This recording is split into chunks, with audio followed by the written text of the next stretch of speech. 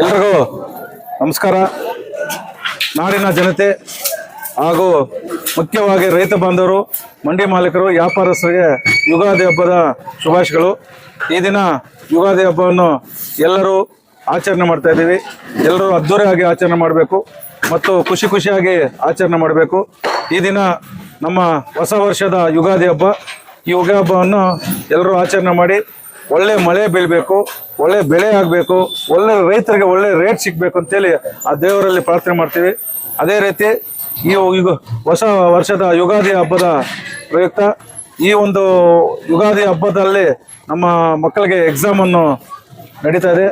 ಅವ್ರಿಗೂ ಸಹ ಮುಂದಿನ ದಿನಗಳಲ್ಲಿ ಒಳ್ಳೆಯ ದೇವರ ಆಶೀರ್ವಾದ ಇರಬೇಕು. ರೈತರಿಗೂ ಅದೇ ಥರ ಆ ದೇವರ ಆಶೀರ್ವಾದ ಇದ್ದು ಎಲ್ಲರೂ ಚೆನ್ನಾಗಿರ್ಬೇಕಂತೇಳಿ, ಎಲ್ಲರೂ ಆರೋಗ್ಯ ಇರಬೇಕಂತೇಳಿ, ಎಲ್ಲರೂ ನಮ್ಮ ಒಂದಾಗಿ ನಾವೆಲ್ಲರೂ ಸೇರಿ ಯುಗಾದಿ ಹಬ್ಬನ ಆಚರಣೆ ಮಾಡೋಣ. ಅದೇ ರೀತಿ ನಮ್ಮ ಹಿರಿಯರ ಸಂಪ್ರದಾಯದಂತೆ ಬೇವು ಬೆಲ್ಲವನ್ನು ಮನೆ ಮನೆಗೆ ಹಂಚುತ್ತಾ ನಾವೆಲ್ಲಾಗ ಒಂದಾಗಿರೋಣ, ನಾವೆಲ್ಲರೂ ಚೆನ್ನಾಗಿರೋಣ ಅಂತೇಳಿ ಒಂದು ಹಿರಿಯರ ಸಂಪ್ರದಾಯದಂತೆ ನಾವು ಹಬ್ಬವನ್ನು ಕೂಡ ಆಚರಣೆ ಮಾಡಬೇಕಾಗುತ್ತೆ.